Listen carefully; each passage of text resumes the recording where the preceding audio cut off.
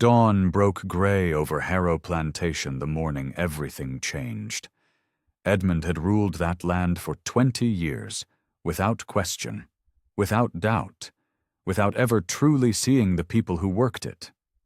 Then she looked at him, not with fear, not with the careful blankness he expected from those he owned.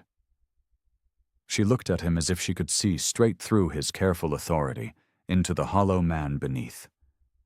One woman, one moment, one gaze that would destroy everything he was and force him to become someone he never imagined possible. This is the story of how a man built on power learned what it meant to surrender it, and how a woman with nothing taught him the cost of his comfort. Subscribe and tell me where you're watching from as we walk into the fire together. Dawn broke gray over Harrow Plantation. Edmund stood on the eastern field path. The laborers moved through tobacco rows in silence. He watched their hands check leaves for damage. His coat hung heavy despite the warming air. "You there?" Edmund called. "The fourth row needs closer inspection." The man nodded. His face showed nothing. Edmund felt the familiar emptiness settle in his chest. He had overseen this land for 20 years. Every morning looked identical. Every face blurred into function. He turned toward the house. The veranda needed new boards. The kitchen chimney smoked unevenly. His mother would complain at breakfast. Then he saw her. Amara stood near the kitchen door. Her hands carried a water basin. She moved with precision, but her eyes were not lowered. They swept across the field, across the workers, across him. Edmund's jaw tightened. She did not look away when their eyes met. The moment stretched. He felt something shift in his chest. Not anger, something else, something he could not name. "You," he said. His voice was sharp. "What is your purpose near the veranda?" "Water for the kitchen, sir," Amara said. Her voice was steady.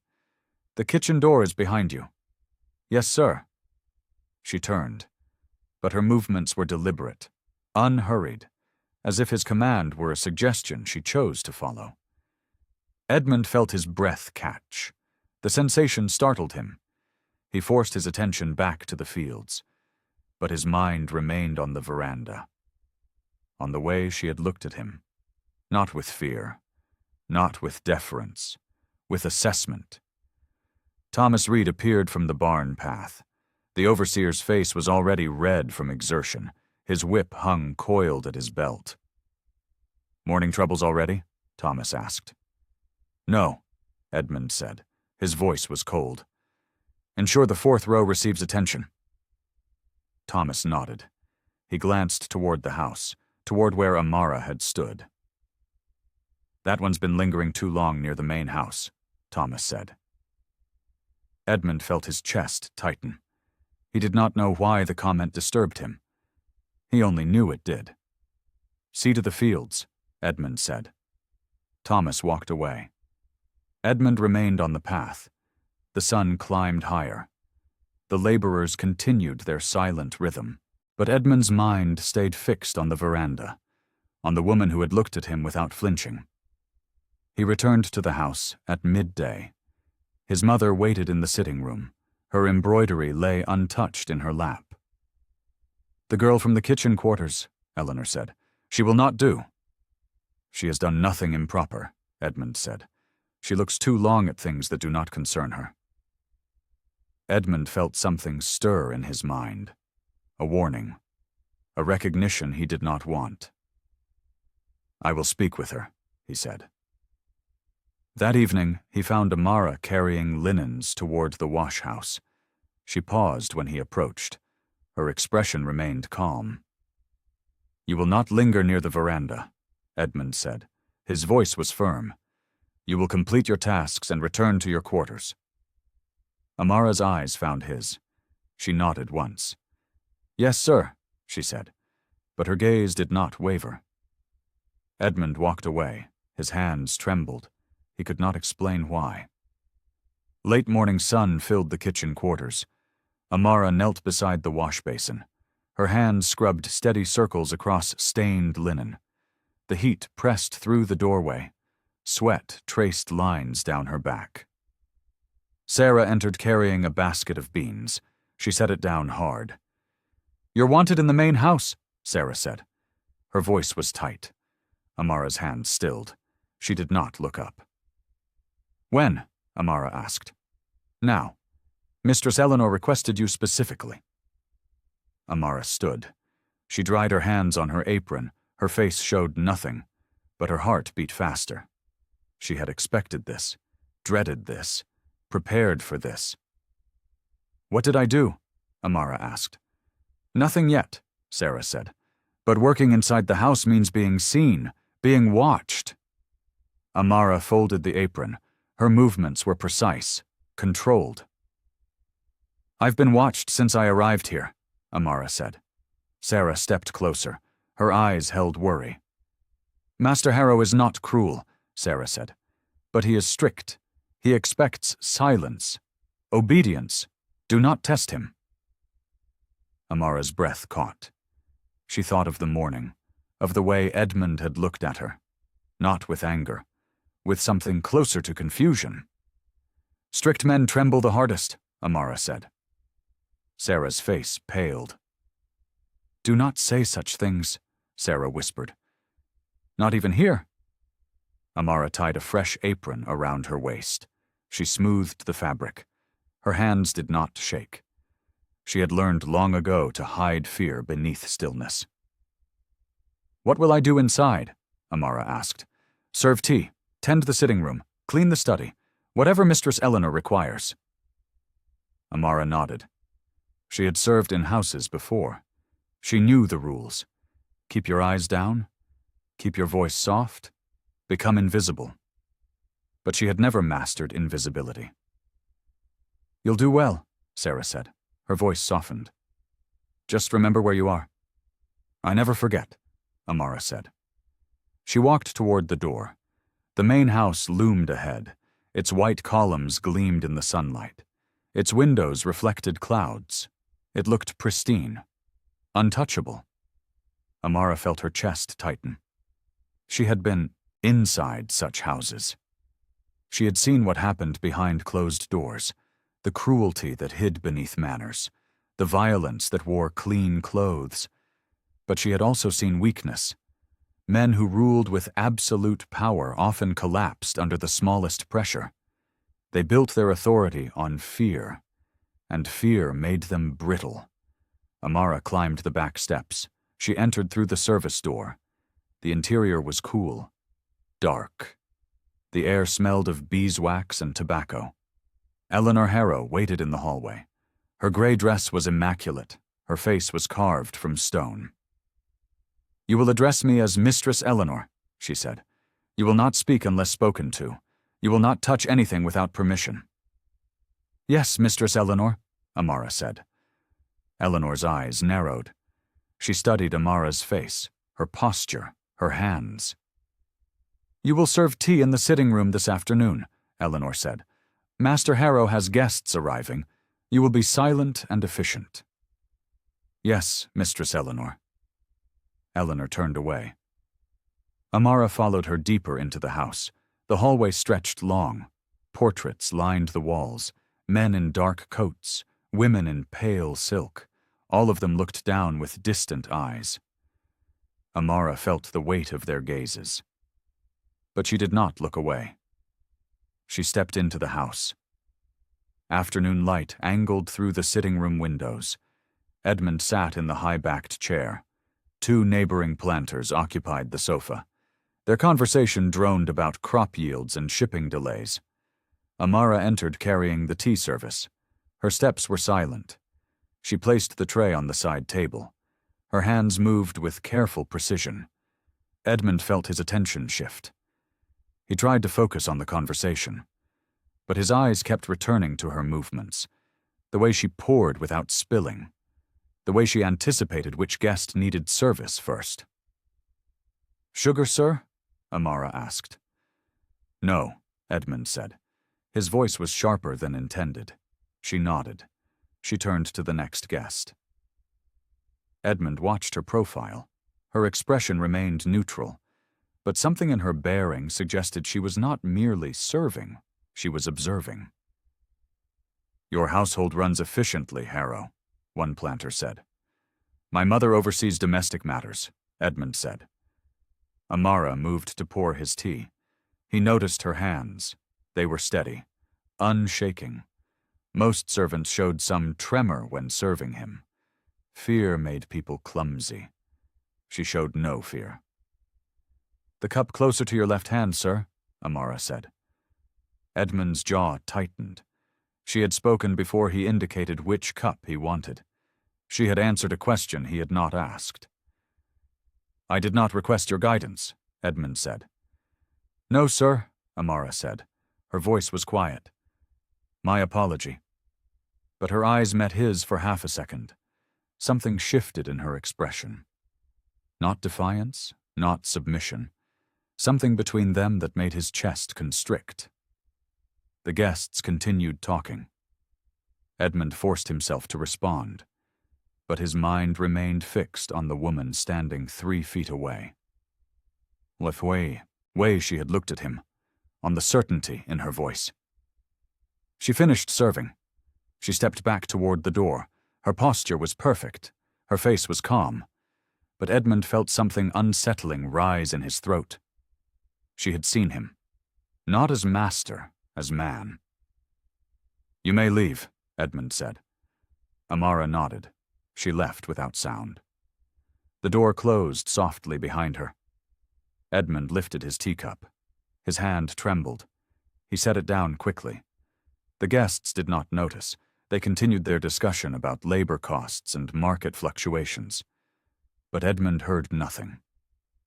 His mind replayed the moment, her eyes finding his, her voice steady, her presence filling the room despite her silence. He felt confused, not angry. Confusion was worse than anger. Anger, he understood. Anger had clear targets, clear resolutions. This feeling had no name. The guests departed an hour later. Edmund remained in the sitting room. The teacup sat untouched. The afternoon light shifted lower. Shadows stretched across the floor.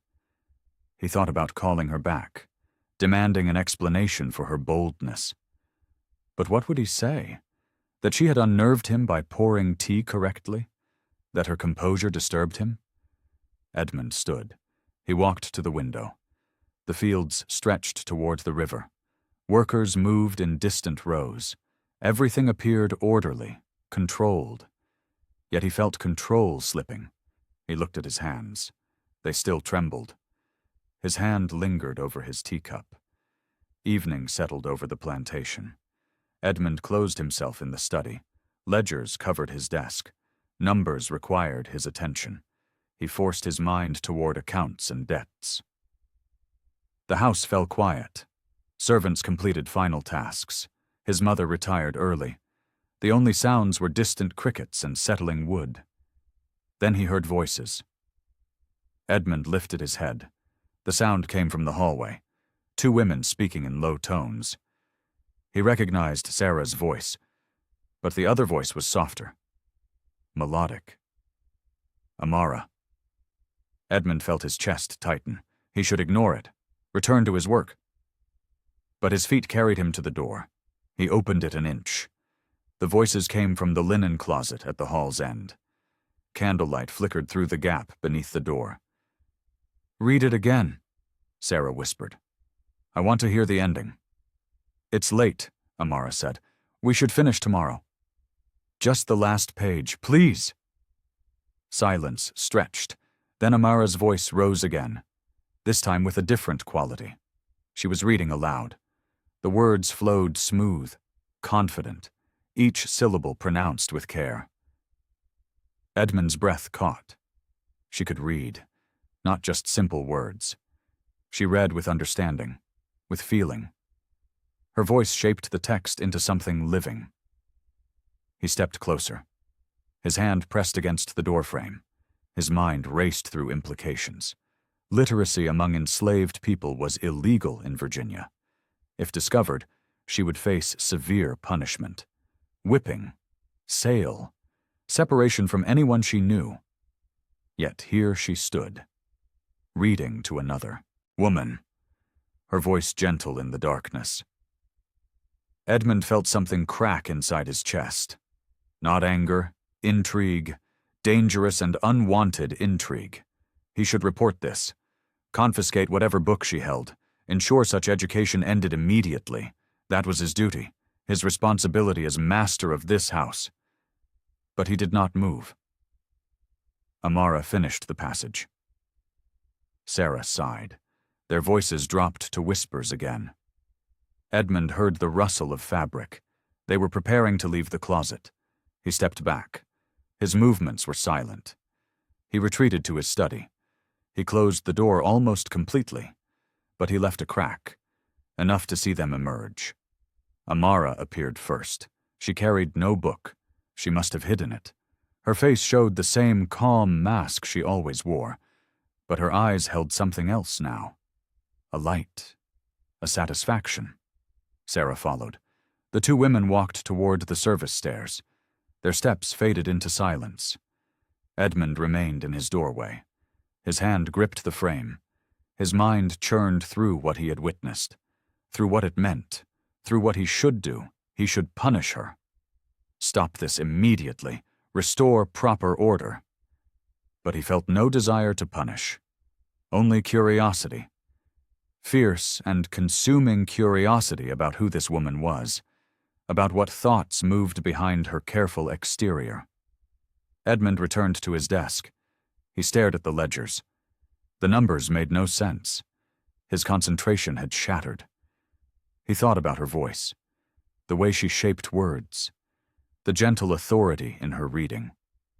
She possessed something he had not expected, something that disturbed his understanding of the world around him. Edmund closed the ledger. He extinguished his candle. But he did not sleep.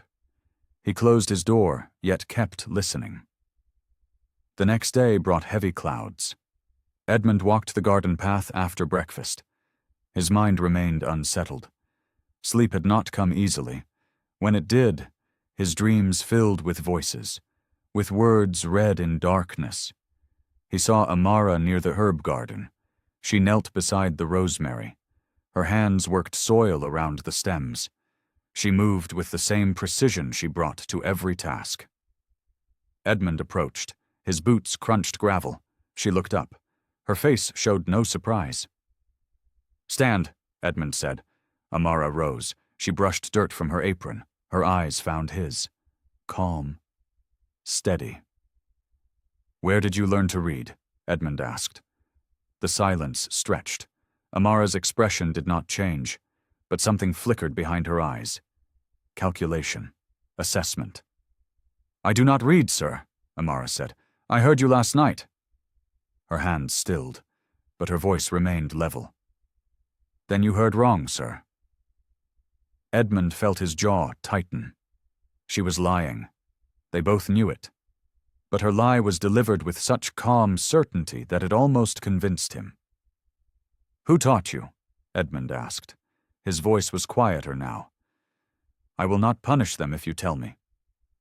Amara's breath caught. He saw it. The slight expansion of her ribs, the way her shoulders tensed.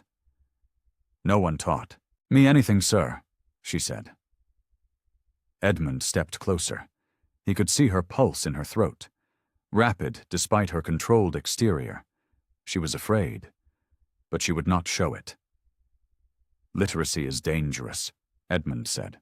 "For you, for anyone who knows." "Then it is fortunate I cannot read," Amara said. The silence hung between them, heavy with unspoken understanding. She would not confess. He would not force her. They stood in careful balance, both aware of the danger, both choosing inaction. Edmund felt something shift in his chest, not anger, not even frustration, something closer to respect. She possessed courage he had not seen in years, the courage to protect herself through denial, to meet his power with stillness. "You will be careful," Edmund said, It was not a command, not quite. "Always, sir," Amara said. Her eyes held his. He saw intelligence there. Sharp and observant intelligence. She was reading him now, measuring his words, his posture, his intentions. Edmund felt exposed, as if she could see through his careful authority into the confusion beneath, as if his power were transparent. "Return to your work," Edmund said. Amara nodded. She knelt again beside the rosemary. Her hands returned to the soil. But Edmund saw the tension in her shoulders, the way her breathing remained shallow. He walked away. Each step required effort. His mind wanted to turn back, to ask more questions, to understand how she had learned, why she risked such knowledge. But he kept walking. Behind him, Amara remained kneeling. Her hands moved through dirt, but her thoughts raced. She had seen something in his face, something unexpected, not rage, not threat, uncertainty. He walked away but felt unsettled. Sunday morning arrived with clear skies, the household prepared for church. Edmund dressed in his formal coat. His mother waited in the entry hall. Her face held its usual stone composure. "The carriage is ready," Eleanor said. They traveled the mile to the church. Other families arrived in similar carriages, men in dark coats, women in pale dresses, everyone moving with practiced formality. Edmund entered the church. He took his family's pew, third row from the front, the same seat his father had occupied, the same wood his hands had gripped for 40 years. The enslaved workers filed into the back gallery. Edmund did not turn. He never turned. But his awareness shifted. He felt her presence before he saw her. Amara sat in the last row, her hands folded in her lap. Her dress was plain gray, her head was uncovered. She looked straight ahead toward the pulpit. Reverend Josiah Bell entered. His robes swept across the floor. His voice filled the space with practiced authority. "We gather today to hear God's word," Bell said, "to understand His divine order, His perfect plan for each soul." Edmund tried to focus, but his attention kept drifting. He wondered if Amara was listening, if she believed the words, if she felt the weight of divine order pressing down on her. "Let every person be subject to governing authorities," Bell read, "for there is no authority except from God. Those that exist have been instituted by God." Edmund felt his chest tighten. The words had never bothered him before. They simply described the world as it was. Order required hierarchy. Hierarchy required acceptance. But today the words landed differently. He glanced back. Just once. Just for a second. Amara's eyes met his. The moment stretched. The Reverend's voice faded into background noise. Edmund saw something in her gaze that made his breath catch. Not accusation, not even anger. Something closer to patient knowing, as if she could see his thoughts, his doubts, his growing discomfort with the very words he was meant to accept. She did not look away. Neither did he. "Therefore, whoever resists authority resists what God has appointed," Bell continued, "and those who resist will incur judgment." Edmund felt the pew rail beneath his palm. The wood was smooth, worn by generations of hands. He gripped it harder. His knuckles whitened. Amara finally looked down. Her expression remained calm. But Edmund had seen what he needed to see. She was listening. She heard every word. And she rejected every one. The service continued. Hymns were sung. Prayers were offered. Edmund stood and sat at appropriate moments. But his mind remained in that backward glance, in the silent exchange that had passed between them. When the service ended, families filed out slowly. Edmund walked beside his mother. Other planters greeted him. He responded with appropriate words, but his thoughts were elsewhere. He looked back one final time. Amara walked through the rear door. Her posture was perfect. Her face was composed. But Edmund knew what lay beneath that composure now. He had seen it in her eyes. Resistance. Quiet and unbreakable resistance. Edmund climbed into the carriage. His mother spoke about the sermon, about Reverend Bell's clear delivery, about proper order being maintained. Edmund nodded. He said nothing. His hand still gripped the pew rail in memory. His knuckles still hurt from clenching. Late afternoon sun slanted through the dock ledger room. Edmund sat across from William Pritchard. The older planter held papers covered in legal language. A marriage contract, an alliance between families. "My daughter Catherine is agreeable to the match," Pritchard said. "The dowry is substantial. 500 acres adjacent to your northern boundary." Edmund scanned the document. The words blurred. His mind could not focus. Catherine Pritchard was 24. Pleasant, educated in the appropriate manner. She would make a suitable wife. He felt nothing. "The ceremony could occur in spring," Pritchard continued, "after the planting season. Your mother approves of the timing." "My mother arranged this?" Edmund asked. "She suggested the match months ago. Catherine and I both find it advantageous." Edmund set down. The papers. His chest tightened. Of course his mother had arranged this. She arranged everything. She had maintained this plantation's social position for decades.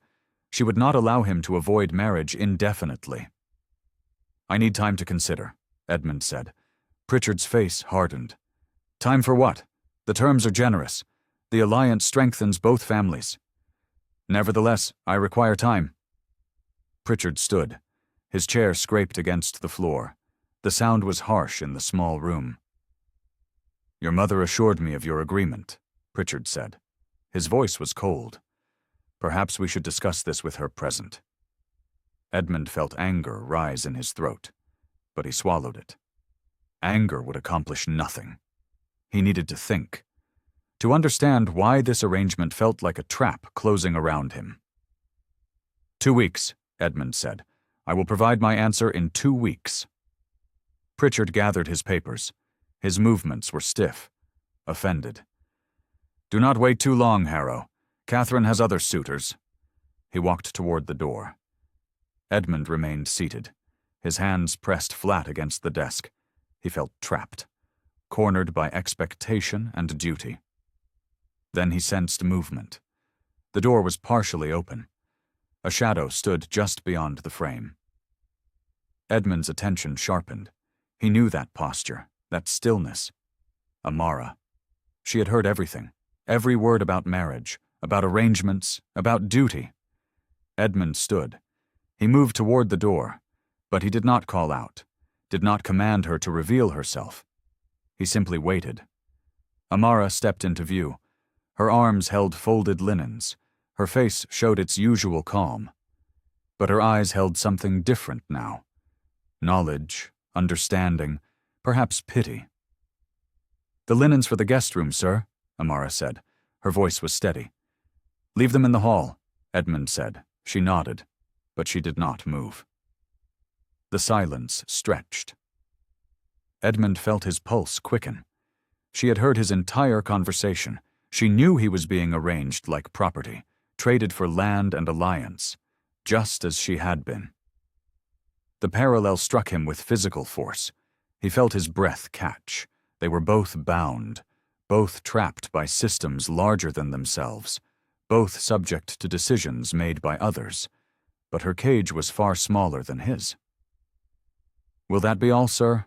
Amara asked. Edmund wanted to say something, to explain, to justify. But what explanation existed? What justification could he offer? "Yes," Edmund said. His voice was rough. "That is all." Amara turned. She walked down the hall. Her steps were quiet. But Edmund heard each one as if they echoed through his chest. He returned to his desk. The marriage contract sat waiting. The words promised stability, security, appropriate alliance. He thought about Amara's eyes, about the patient understanding in her gaze. Edmund pushed the contract away. His hands trembled. She stepped into view. Dusk settled purple across the plantation. Edmund stood in the manor hallway. His conversation with Pritchard had ended hours ago, but his mind remained trapped in that moment. In the contract he had not signed. In the future he did not want. Footsteps approached, light and precise. He knew them now, could identify them among dozens of others. Amara appeared carrying a dinner tray. She paused when she saw him. Her face remained composed, but something flickered in her eyes. Determination. Purpose. "The tray is for your study, sir," Amara said. "Leave it on the hall table," Edmund said. She set it down gently. The dishes did not clink. Her movements were perfectly controlled. She turned to leave. But Edmund spoke before he could stop himself. "You heard my conversation earlier." Amara stilled. She did not turn around. Her shoulders tensed beneath her dress. "Yes, sir," she said. "What did you think?" The question hung in the air. Dangerous. Inappropriate. Edmund felt his chest tighten. He should not ask, should not care, should not seek her opinion on his personal affairs. But he wanted to know. Amara turned slowly. Her eyes found his. The hallway was dim. Candles flickered in wall sconces. The light made her face appear softer, more vulnerable. "I thought you looked trapped, sir," Amara said. Her voice was quiet. Edmund felt something crack inside his chest. She saw it, saw through his authority and position straight into his suffocation, into his cage of duty and expectation. "I make my own choices," Edmund said. "Do you?" Amara asked. The silence stretched, heavy with meaning. Edmund's breath caught. She was challenging him again, not with anger, with simple truth, with the observation that his freedom was limited by forces beyond his control, just as hers was. But the difference remained vast. He could walk away from marriage, refuse the contract, face social consequences but remain physically free. She possessed no such option. Her chains were literal, legal, absolute. "You do not understand my position," Edmund said. "I understand more than you think, sir." Edmund stepped closer. His hands trembled. He felt angry, confused, desperate for her to understand the difference between them, to acknowledge his power, his authority, but she simply looked at him, patient, knowing. "3 times a day, I will be your wife," Amara said. Edmund froze. The words hit him with physical force. He understood immediately. 3 times daily she served him meals. 3 times she appeared in his presence, performing duties without choice, without voice, without the freedom to refuse. She was already bound to him, already serving him in ways a wife would, but without any of the honor, the protection, the agency. His marriage to Catherine Pritchard would be voluntary. Hers to him was not. Edmund felt his legs weaken.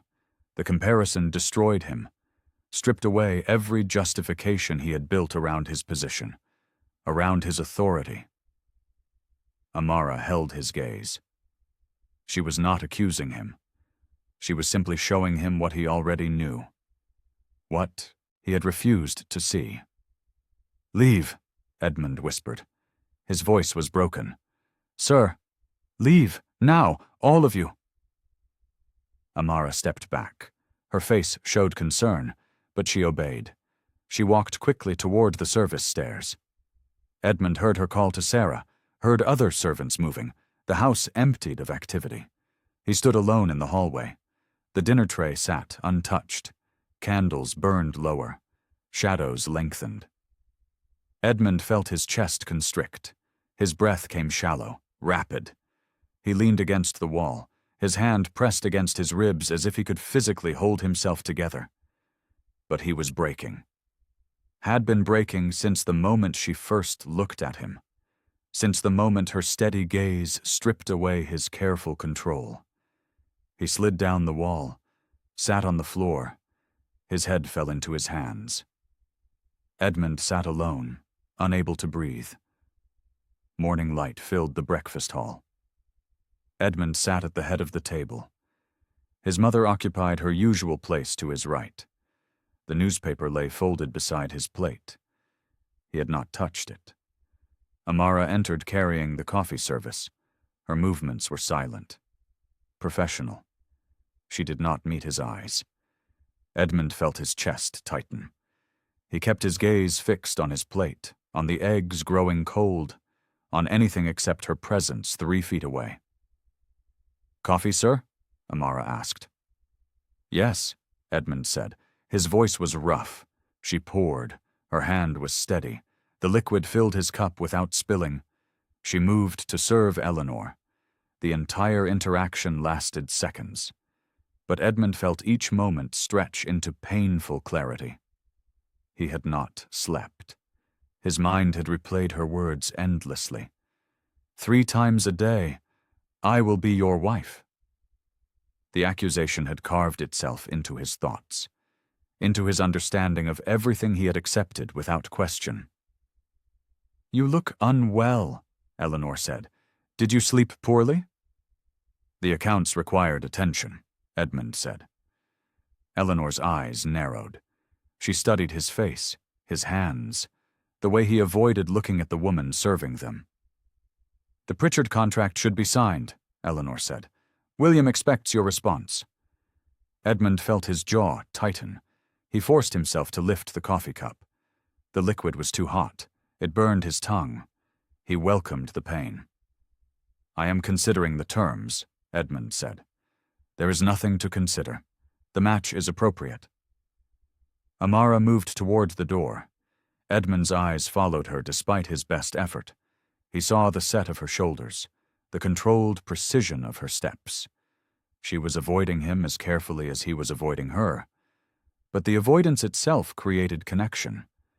They were both aware of each other's presence, both carefully maintaining distance, both failing to pretend nothing had changed. Thomas Reed appeared in the doorway. His eyes moved from Edmund to Amara, back to Edmund. Something shifted in his expression. Calculation. Suspicion. "Morning, sir," Thomas said. "The Northfields need inspection." "After breakfast?" Edmund said. Thomas nodded. But he did not leave. He leaned against the doorframe, his arms crossed. His gaze followed Amara as she disappeared into the kitchen. "That one's been working inside more often," Thomas said. His voice was casual.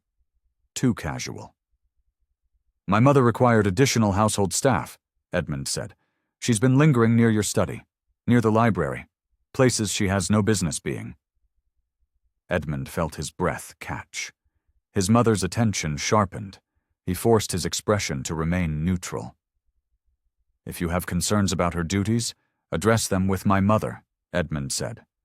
"Not her duties I'm concerned about," Thomas said. "It's the way you watch her, the way she watches back." The silence stretched. Eleanor's face hardened. Edmund felt exposed, trapped. Thomas had seen what Edmund thought he had hidden, had noticed the attention Edmund gave to a woman he should barely register as human. "Your imagination is excessive," Edmund said. His voice was cold. "Focus on the fields." Thomas pushed off the doorframe. His smile was thin, knowing. "As you say, sir, but soft sights lead to soft judgments. Soft judgments lead to disorder." He walked away. His boots echoed down the hall. Edmund remained frozen. His coffee sat untouched. His appetite had vanished. Eleanor set down her napkin. Her movements were precise, controlled, but anger radiated from her stillness. "I will speak with you privately," Eleanor said, "after breakfast." Edmund nodded. He felt something closing around him, tightening. Thomas had given voice to what should have remained unspoken, had made visible what Edmund wanted to keep hidden, even from himself. Thomas was watching them both now. 2 weeks passed. Edmund moved through his days with mechanical precision. He avoided the house when Amara worked inside. He took meals in his study. He invented reasons to inspect distant fields. But his mind remained fixed on her words, on the truth she had spoken. Late afternoon found him in the library.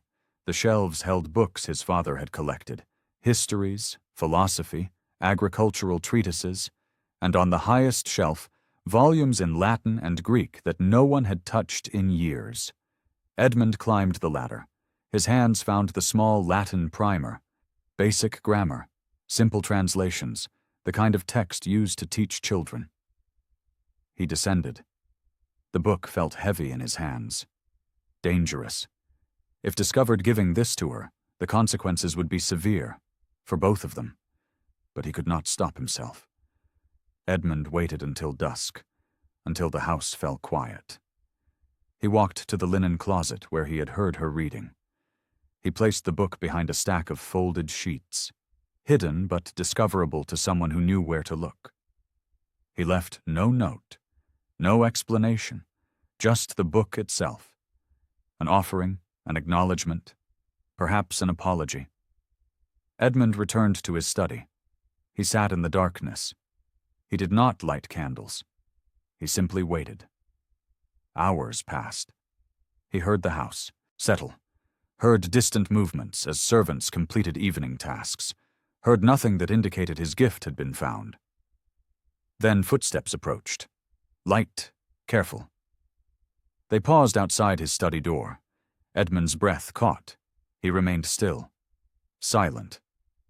The footsteps continued, moved away, but something had shifted in the air, a presence lingering, a message delivered without words. The next morning, Edmund entered the breakfast hall. Amara was already there, arranging plates, preparing the table. She looked up as he entered.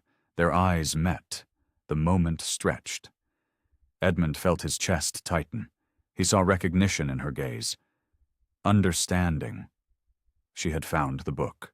She knew what it meant, but she did not smile, did not thank him, did not acknowledge the gift in any visible way. She simply held his gaze, let him see into her eyes, let him witness the shift in how she perceived him. Not as master, not as oppressor, as something more complicated, more dangerous, as someone capable of seeing her humanity. Edmund felt his breath catch. The silence hung between them, heavy with unspoken meaning, with recognition that they had crossed some invisible boundary, that what existed between them now could not be unnamed. Amara looked away first. She returned to her work. Her movements remained professional, controlled. But Edmund saw the slight tremor in her hands, the way her breathing had quickened. She felt it too, this dangerous current pulling them toward something neither could afford. Edmund sat. He picked up the newspaper, but his eyes did not focus on the words. His attention remained fixed on the woman moving through the room. On the way, she carefully did not look at him. On the way, her presence filled every space. Eleanor entered. She spoke about household matters, about social obligations, about the Pritchard contract still waiting for his signature. Edmund heard nothing. His mind remained in that moment, in the silent connection that had passed between him and Amara. Their eyes had said everything. Night fell heavy over the quarters. Amara sat on the narrow bed. The Latin primer lay hidden beneath her mattress. Her hands trembled as she thought about what it meant. Sarah entered carrying a candle. Her face showed worry. "You've been quiet all evening," Sarah said. "What happened?" Amara shook her head. She could not explain, could not find words for what she felt. Confusion, fear, something else she refused to name. "He left me a book," Amara said. Her voice was barely audible. Sarah's eyes widened. She sat down hard on the bed. The frame creaked. "Master Harrow?" Left you a book? In the linen closet, where he knows I go. Sarah's face paled. She gripped Amara's arm. This is dangerous, Sarah whispered. More dangerous than anything you've done before. He's noticing you. Singling you out. I know, Amara said. Then you know what happens next. You know what men like him take from women like us. Amara felt anger rise in her throat. But beneath the anger lay fear. Sarah was right. Men in power took what they wanted, wrapped violence in kindness, called assault affection. But something felt different with Edmund, something she could not name, could not trust. He looked broken, Amara said. When I spoke truth to him, he looked like I had shattered something inside him. Good, Sarah said. Her voice was hard. Let him break. Let him feel what we feel every day. Amara stood. She walked to the small window. The main house loomed in the darkness. Lights glowed in distant windows. She wondered which room held him. What he was thinking. Whether he regretted the book. Maybe he's trying to change, Amara said. Or maybe he's playing a game. Men don't change, Amara. They adapt their cruelty to whatever gets them what they want. Amara felt her chest tighten. Sarah's words carried bitter truth. She had seen it before. Had survived men who spoke kindness while their hands inflicted pain, who promised protection while engineering vulnerability. Kindness that costs nothing is a lie, Amara said. If he truly wants to give me something, let him give me what matters. Freedom? Sarah asked. Recognition, not as property, as human. Sarah moved beside her. She placed a hand on Amara's shoulder. Her touch was gentle, protective. Recognition from him is still dangerous, Sarah said, because it makes you visible, and visible women are vulnerable women. Amara nodded. She understood, had always understood. But something had shifted in her. Some desperate hope that Edmund might be different, that his breaking might lead somewhere other than violence. I won't go to him, Amara said. Won't seek him out. Won't encourage whatever this is. But you won't burn the book either, Sarah said. No, Amara whispered. I won't burn it. They stood together in the darkness. The silence stretched. Outside, wind moved through trees. Somewhere a door closed. Footsteps echoed across the yard. Distant, approaching, then fading. Sarah's breath caught. She moved to the door, pressed her ear against the wood. Someone was walking past, Sarah whispered. Someone who stopped outside. Amara felt her pulse quicken. She moved beside Sarah. They waited in breathless silence, but the footsteps did not return. Whoever had walked past had moved on, had left them in darkness. But someone had been listening. Morning brought cold rain. Edmund worked in his office. Ledgers covered his desk. Accounts required reconciliation. But his mind refused to focus on numbers. Thomas entered without knocking. Water dripped from his coat. His face was hard, angry. We need to talk, Thomas said. Sit, Edmund said. His voice was flat. Thomas remained standing. He paced the small space. His boots left muddy tracks across the floor. The workers are talking, Thomas said, about you and that house girl, about special treatment, about books being passed in secret. Edmund felt his chest tighten. His hands gripped the desk edge. Someone had seen, had watched, had reported to Thomas. What books? Edmund asked. His voice was carefully controlled. Don't insult me with denials, Thomas said. I've been overseer here for 10 years. I know when something is wrong, when order is breaking down. Order remains intact, Edmund said. Thomas laughed. The sound was harsh, bitter. You think I'm blind? You watch her constantly. She watches you back. You've stopped attending dinner, started taking meals alone, all since she began working in the house. Edmund stood. His height gave him advantage. But Thomas did not back down, did not show fear, only anger mixed with something else. Disgust. "Your observations are inappropriate," Edmund said. "My household arrangements are not your concern." "Everything on this plantation is my concern," Thomas said. "Your father understood that. He kept proper distance from the workers, maintained clear boundaries. You're destroying what he built." Edmund felt rage rise in his throat. But beneath the rage lay guilt. Because Thomas was right, Edmund had crossed boundaries, had allowed something dangerous to develop, had put Amara at risk through his attention. "I have done nothing improper," Edmund said. "Not yet," Thomas said. "But it's coming. And when it does, the whole plantation will suffer. Other workers will see. They'll expect similar leniency. Order will collapse." "You overstate the situation," Edmund said. Thomas stepped closer. His eyes were hard, cold. "Send her away," Thomas said. "Sell her to a plantation south of here. Remove the temptation before you destroy yourself." Edmund felt his breath catch. The suggestion hit him with physical force. The idea of Amara being sold, taken away, subject to some other man's authority, some other man's violence. "No," Edmund said. The word came without thought. Thomas's expression shifted. Understanding dawned. And with understanding came contempt. "You care for her," Thomas said. His voice was quiet, dangerous. "God help you, you actually care." "Leave my office," Edmund said. "I'll leave. But this isn't finished. Your mother needs to know. The other planters need to know, before you bring ruin on all of us." Thomas walked to the door. He paused in the threshold, looked back at Edmund with something between pity and disgust. "Your father would be ashamed," Thomas said.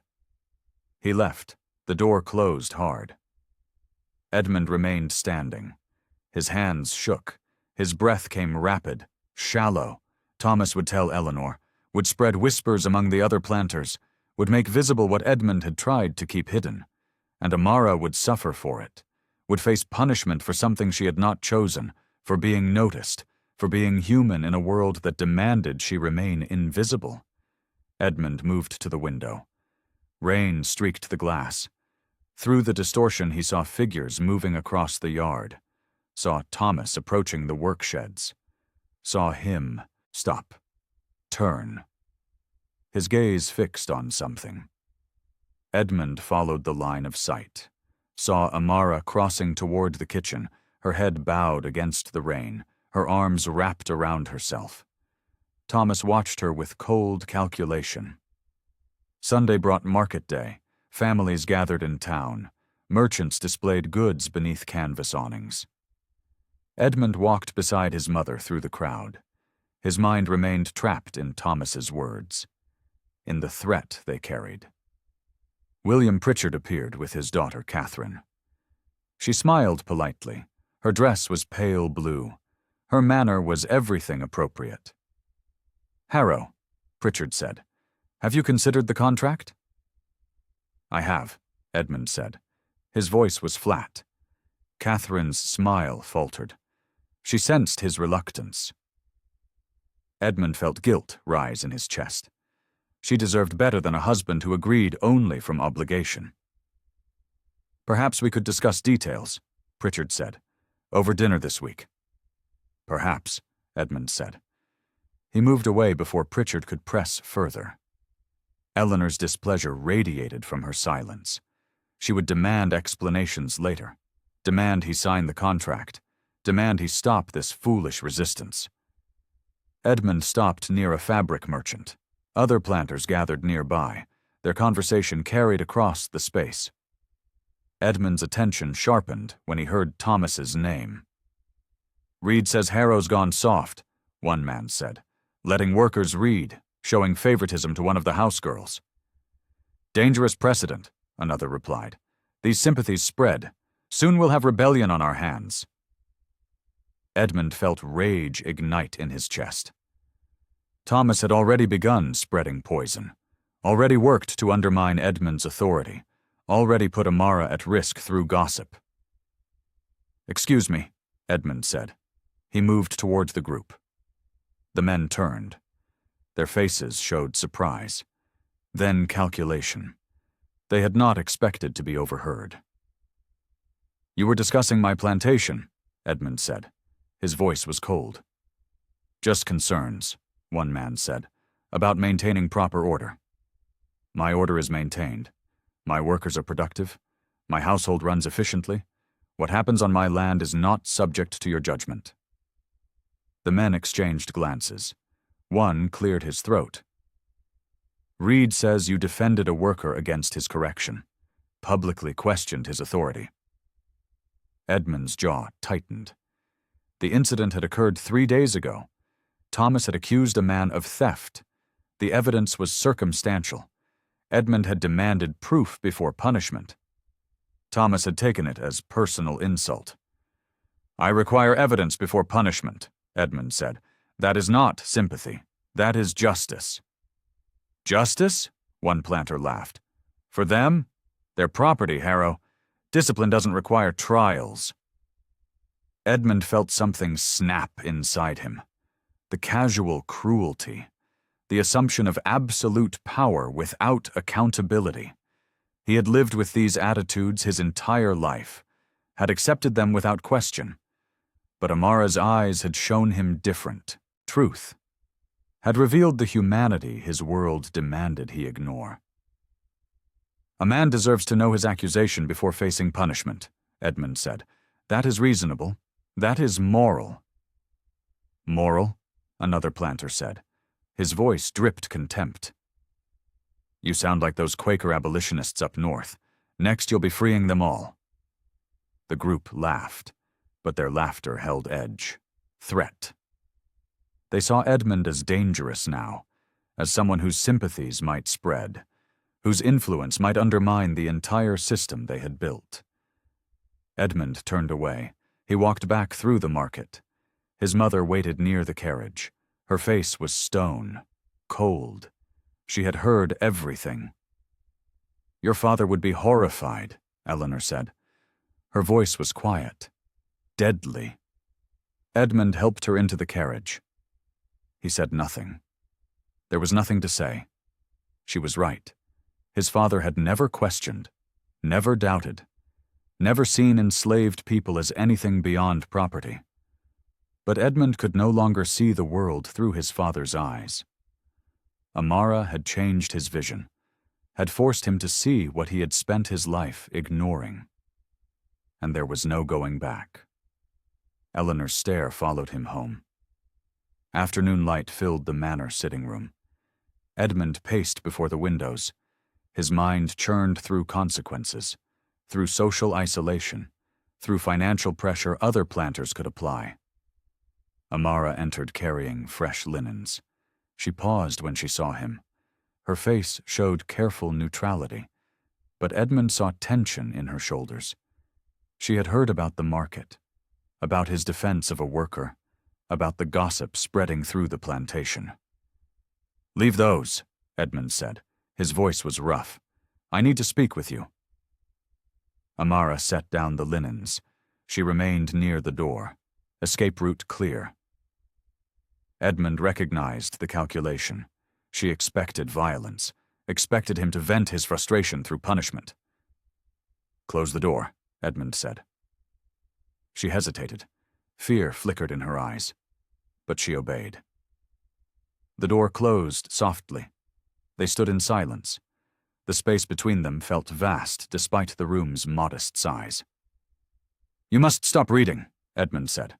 "The Latin primer, all of it. Stop." Amara's face remained calm, but something shifted in her expression. Hardening, anger beneath control. "Why?" she asked. Her voice was quiet. "Because people are noticing. Because Thomas is watching.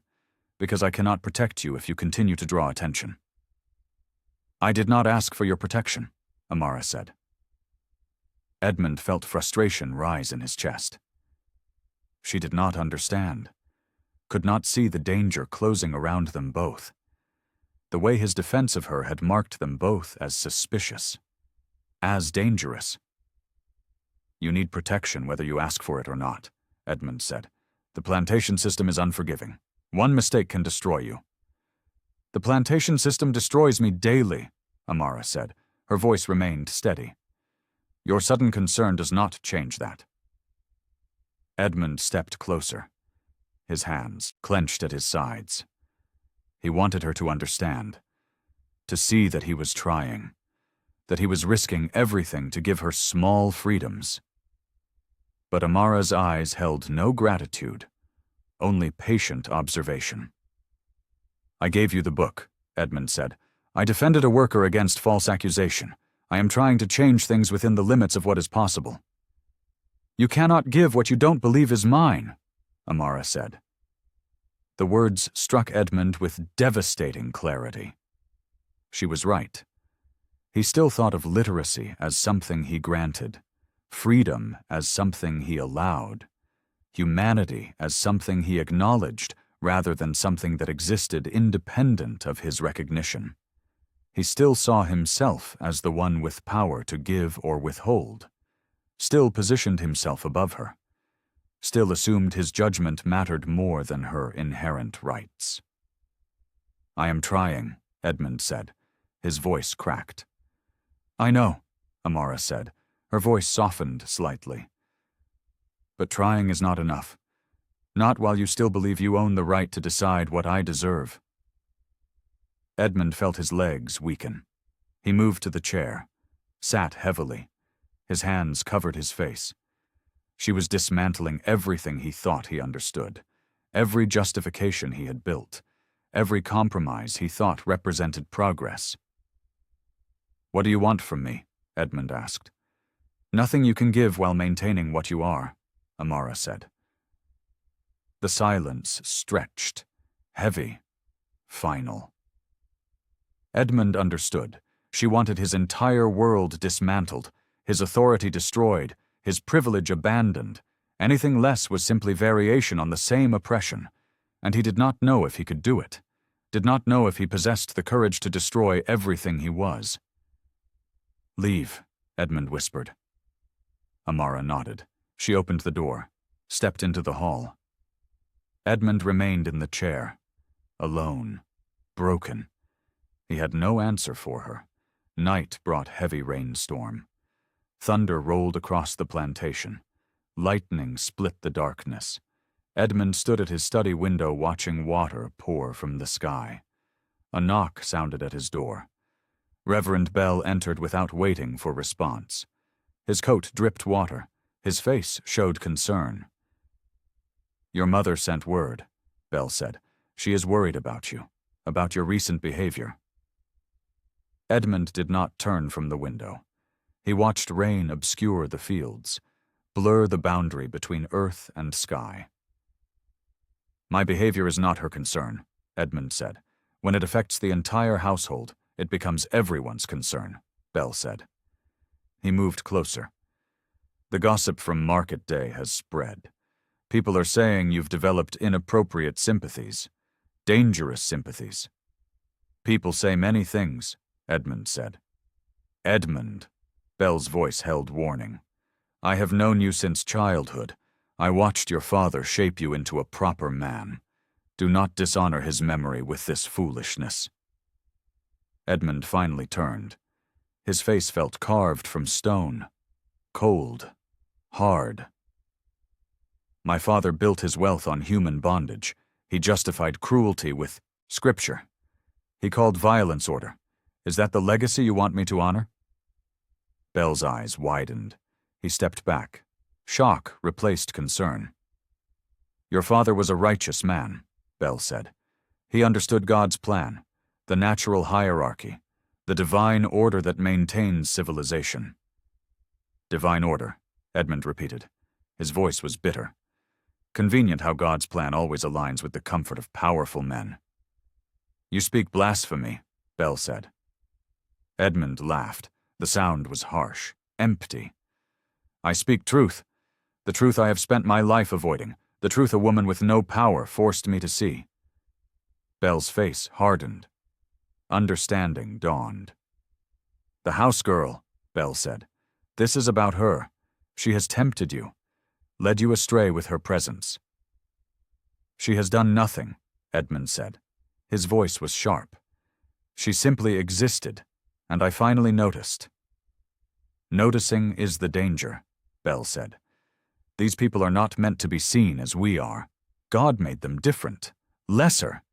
To see them as equals is to reject divine wisdom." Edmund felt rage ignite in his chest, but beneath rage lay exhaustion. He was tired of arguing, tired of justifying, tired of defending the indefensible. "Leave," Edmund said. "Tell my mother I am fine. Tell the other planters I remain committed to proper order. Tell whatever lies will satisfy them." "And the truth?" Bell asked. "The truth is I no longer know what I believe, what I want, who I am beneath all the expectations and assumptions." Edmund's voice cracked. "The truth is I am terrified." Bell studied Edmund's face. His expression shifted from anger to something closer to pity. "Fear is wise," Bell said. "It can guide you back to righteousness, back to the path your father walked." "Or it can guide me forward," Edmund said, "into something new, something better." Bell shook his head. He moved towards the door, paused in the threshold. "There is no forward in this direction," Bell said. "Only destruction, of your reputation, your wealth, your soul." He left. The door closed softly. Edmund returned to the window. Rain continued its assault. Thunder rolled distant. Lightning flickered across clouds. Edmund felt alone. More alone than ever in his life. Everyone he knew stood against him. Everyone except the woman whose very existence challenged everything he was. He thought about Amara, about her steady gaze, about her refusal to accept his compromises, about her demand that he become something entirely different, and he wondered if he possessed the courage. Edmund stood alone watching fire fade. 3 days passed. Edmund avoided the house, avoided Amara, avoided everyone. He worked the distant fields, inspected equipment, lost himself in physical labor. But Thomas found him anyway. "She's in the storage cellars," Thomas said. His voice held satisfaction. "Alone.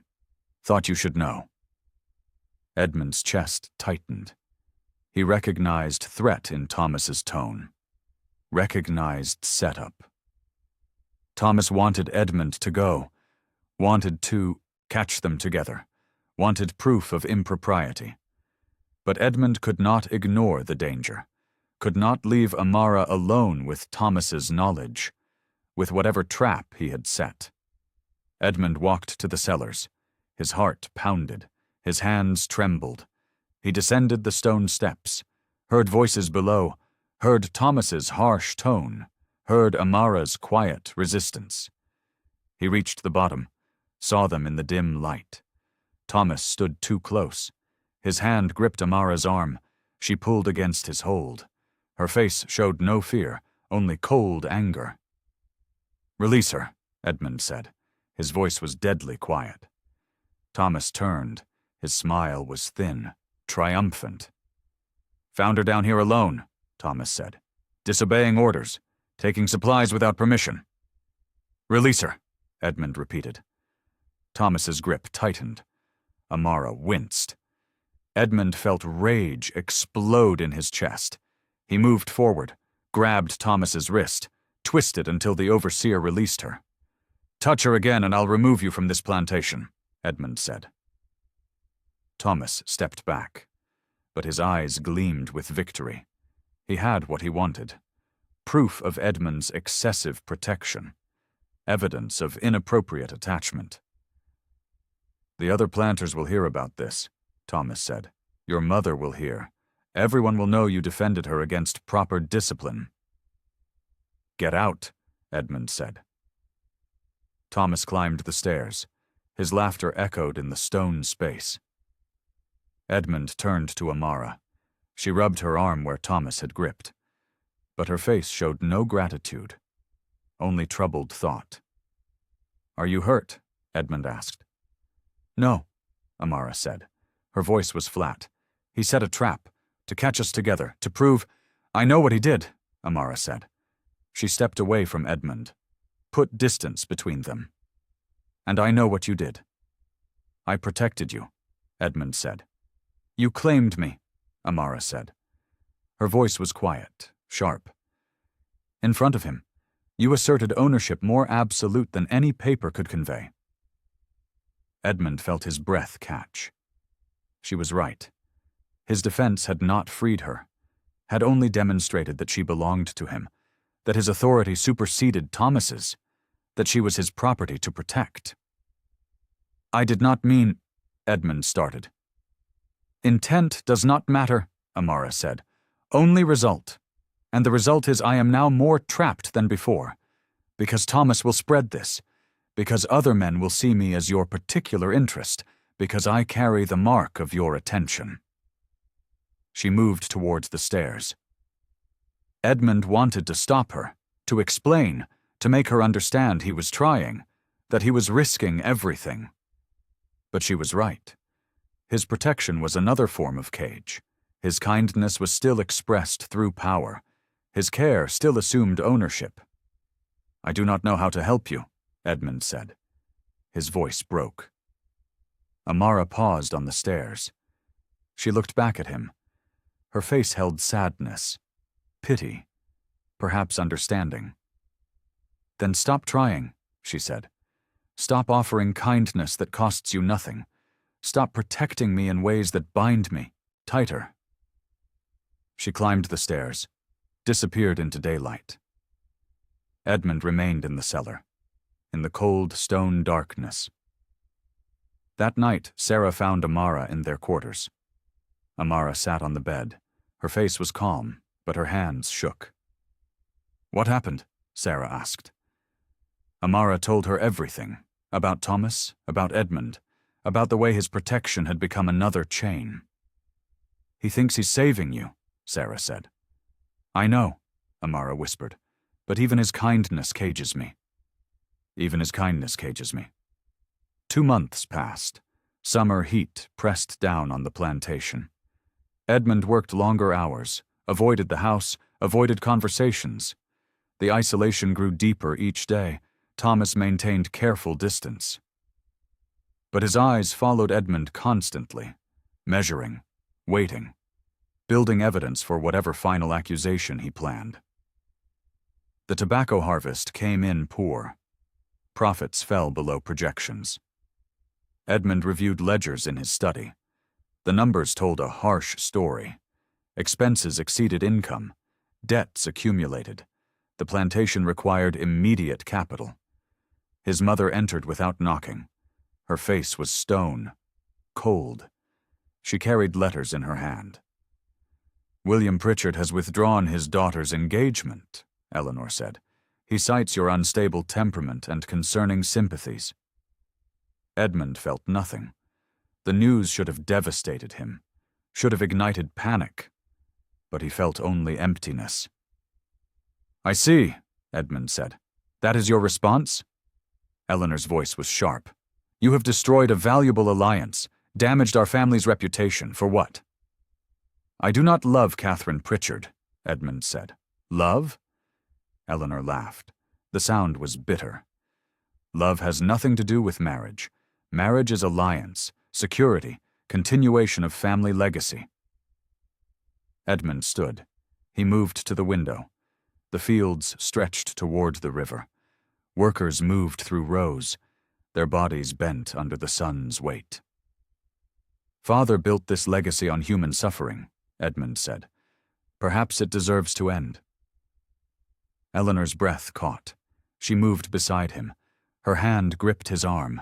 Her fingers dug into his sleeve. "You will not speak such madness," Eleanor said. "You will restore order. You will sign the contracts I arrange. You will remove that woman from this house." "No," Edmund said. His voice was quiet, final. Eleanor released him. She stepped back. Her face showed something Edmund had never seen before. Fear. Then you leave me no choice, Eleanor said. I will sell portions of the property to cover debts, and I will sell her to the highest bidder, South Carolina, Georgia, wherever takes her furthest from your sight. Edmund's chest constricted. His hands gripped the window frame. The wood cracked under his grip. You would not, Edmund said. I would, Eleanor said. To save you from yourself, to preserve what your father built. I would do anything. She left. The door closed softly. Edmund remained at the window. His breath came shallow, rapid. The threat was real. His mother possessed the legal authority, possessed the connections, possessed the will. She would take Amara away, sell her, destroy her to save him. Edmund felt his legs weaken. He sank into the chair. His head fell into his hands. Outside, riders approached. Edmund recognized the horses, neighboring planters. They came with contracts, with proposals, with pressure to maintain proper order. Thomas appeared in the doorway. His face showed grim satisfaction. The council wants to meet, Thomas said, about the property situation, about solutions to your financial troubles. Edmund lifted his head. He knew what was coming, knew what solution they would propose. They would force his hand, make him choose between land and conscience, between wealth and humanity. News of the property deal arrived. Morning brought the council meeting. Edmund sat in his own study, but he felt like a prisoner. 5 planters occupied the chairs. His mother stood near the door. Thomas leaned against the wall. Your accounts are troubling, William Pritchard said. Debts have accumulated. The harvest was insufficient. I am aware, Edmund said. His voice was flat. We have a solution, another planter said. A buyer from Charleston. He seeks quality workers for his rice plantations.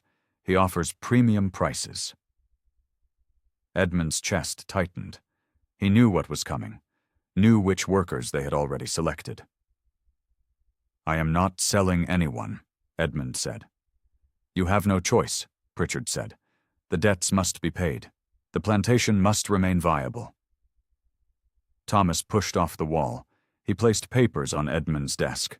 A list of names, a list of proposed sales, and at the top, written in his mother's careful script, was Amara's name. Edmund's vision blurred. His hands trembled. He saw the number beside her name. $200. The price they had assigned to her life, to her intelligence, to her humanity. No, Edmund said. His voice was barely audible. The buyer arrives tomorrow, Eleanor said. He will inspect the workers, select those he wants. The transaction will be completed within the week. Edmund stood. His chair fell backward. The sound echoed through the room. Everyone watched him, measured his reaction, saw his control slipping. I will not sell her, Edmund said. His voice was stronger now. Desperate. Her? Thomas said. His smile was cruel. Interesting that you single out one name, one woman, among dozens listed. The other planters exchanged glances. Understanding dawned. They saw what Thomas had been building toward, saw Edmund's attachment, saw his weakness. You care for her, Pritchard said. His voice held disgust. God help you. Reed was right. You've developed unnatural affections. My affections are not your concern, Edmund said. They are when they threaten proper order, another planter said. When they set dangerous precedents. When they suggest rebellion against the entire system we've built. Eleanor moved forward. Her face was carved from ice, but her eyes held something else. Grief, disappointment, perhaps love twisted into desperation. Sign the papers, Eleanor said. Let her go. Save yourself while you still can. Edmund looked at the list, saw Amara's name, saw the future they were demanding. A future where she disappeared into Carolina rice fields, where she faced brutality far worse than anything she had known here, where he would never see her again. His hand reached for the pen, his fingers wrapped around it. The other planters watched, waiting, expecting compliance. Edmund's hand trembled. He positioned the pen above the signature line. One stroke would end this, would restore order, would save his reputation and his land, but it would destroy the only person who had forced him to see truth. Edmund's hand froze. The pen hovered above paper. His breath caught. His vision blurred. Everyone waited in breathless silence. His signature paused mid-line unfinished. Afternoon brought temporary reprieve. The planters left unsatisfied. Edmund had signed nothing, had promised nothing, had only requested time to review the accounts personally. They gave him until morning. One night to accept reality, one night to make the right choice. Edmund walked the garden paths. His mind raced through impossible calculations, through scenarios that all ended in loss. Lose Amara or lose everything else. No third option existed. He found her near the herb garden. She knelt beside the rosemary. Her hands worked soil with gentle precision. She must have known about the meeting, about the list, about the threat hanging over her. But her face showed only calm focus, only acceptance. Edmund approached slowly. His boots crunched gravel. She looked up. Her eyes found his. The moment stretched between them, heavy with everything unsaid. "You heard about the sale?" Edmund said. "Yes, sir," Amara said. Her voice was steady. "I can stop it. I can remove your name from the list. Issue papers of manumission. Free you." Amara stood. She brushed dirt from her hands. Her expression remained neutral, but something shifted in her eyes. Calculation? Assessment? "At what cost?" Amara asked. "The plantation, my mother's respect, my social position, everything I have." Amara stepped closer. She studied his face, his trembling hands, his desperate eyes. "You would give all that for me?" she asked. Her voice was quiet. "Yes," Edmund said. The word came without thought, without hesitation. Amara shook her head slowly. Sadness crossed her face. Pity mixed with something deeper. Understanding, perhaps, or grief. "Then you still do not see," Amara said. Edmund felt confusion rise in his chest. He was offering everything, sacrificing his entire world. What more could she want? "I offer you freedom," Edmund said. "Complete freedom. Papers that make you legally free, that let you go anywhere, be anyone." "Freedom alone is another prison," Amara said. Her voice was patient, gentle, as if explaining simple truth to a child. "You offer me solitude, isolation, a life alone with no connections, no community, no home." Edmund's breath caught. He had not thought beyond the legal act, had imagined freedom as the solution, the end point. But Amara saw further, saw that freedom without resources was just another form of abandonment. "What do you want then?" Edmund asked. His voice broke. "I want you to destroy the system," Amara said, "not offer me escape from it. I want you to dismantle your authority, redistribute your land, use your wealth to build something that does not require my chains." Edmund felt his legs weaken. She was asking for total sacrifice, for the complete destruction of everything he was, everything his family had built across generations. "I cannot do that," Edmund whispered. "I know," Amara said. Her voice held no accusation, only sad recognition. "You are not ready. Perhaps you never will be." She turned back to the garden, knelt again beside the rosemary. Her hands returned to their work, as if he had already left, as if the conversation had ended. Edmund stood frozen. He wanted to argue, to make her understand the impossibility of what she asked, to explain that one man could not overthrow an entire economic system. But she already knew. She knew everything. And she still asked, still demanded, still refused his insufficient offerings. Edmund pulled papers from his coat, the manumission documents he had prepared, legal freedom written in careful script, his signature already affixed. He held them toward her. His hand trembled. "Take them," Edmund said. "At least take these." Amara looked at the papers. Her face showed no emotion, no joy, no gratitude, only patient sadness. "No," Amara said. "Why?" Edmund's voice cracked. "Because I would rather remain here and watch you change," Amara said, "than be free and watch you remain unchanged. At least here I have hope. Out there, alone, I would have nothing." Edmund felt something shatter inside his chest. She chose captivity over freedom, chose proximity to him over escape, because she believed he might transform, might become someone worthy of her faith, and he had no idea if he could. Edmund tore the papers, slowly, deliberately.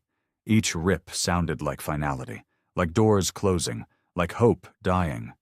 The pieces fell to the ground, scattered across the gravel path. Useless now. Meaningless. Amara watched the papers fall. Her expression remained calm, but her eyes held tears. They did not fall. She refused to let them fall. But they shone in the afternoon light. He tore the papers, watching her. Dawn brought the buyer from Charleston. His carriage arrived precisely at sunrise. Edmund watched from his study window. The man was tall, well-dressed. His face showed casual cruelty, the kind worn by men who bought and sold humans without thought. Thomas greeted him. They spoke in low voices, gestured toward the worker quarters. Made their plans for inspection, for selection, for transaction. Edmund felt nausea rise in his throat. He had not slept, had spent the night reviewing ledgers, searching for alternative solutions, finding none. The mathematics were brutal. Sell workers or lose everything. No compromise existed. His mother entered his study.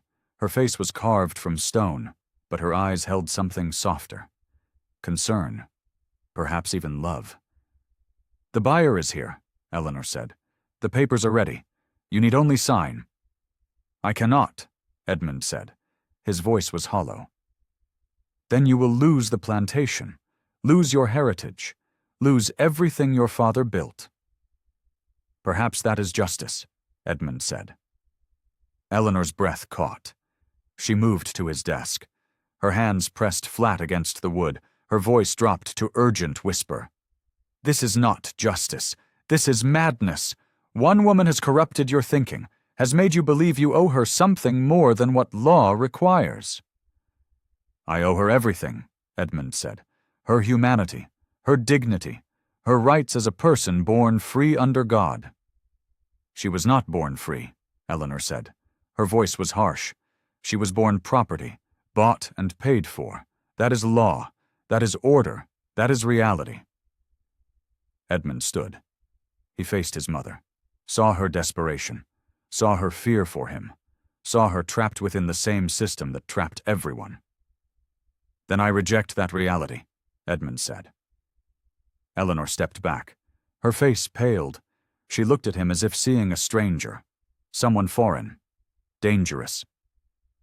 "If you refuse to sign," Eleanor said, her voice shook, "then I will sign. I have legal authority over household matters. I will sell her. I will sell anyone necessary to preserve this family." Edmund felt rage explode in his chest. But beneath rage lay terror. His mother could do it, could execute the sale without his consent, could remove Amara before he could prevent it. "Please," Edmund whispered, "do not do this." "I must," Eleanor said. Tears filled her eyes. "To save you, even if you hate me for it." She left. Edmund heard her descend the stairs, heard her voice in the courtyard, giving orders, making arrangements, setting destruction in motion. Edmund ran. He left his study, rushed down the stairs, burst into the courtyard just as Thomas brought workers forward for inspection, just as the buyer began his assessment. Amara stood among them. Her face was calm, accepting. She had prepared for this, had known it was coming, had made peace with her fate. But Edmund had not. "Stop," Edmund called. His voice echoed across the courtyard. "Stop this immediately." Thomas turned. His face showed surprise, then anger. The buyer looked annoyed. Eleanor's face hardened. "Edmund," Eleanor said. Her voice was warning, threat. "Return inside." "I will not sell anyone," Edmund said.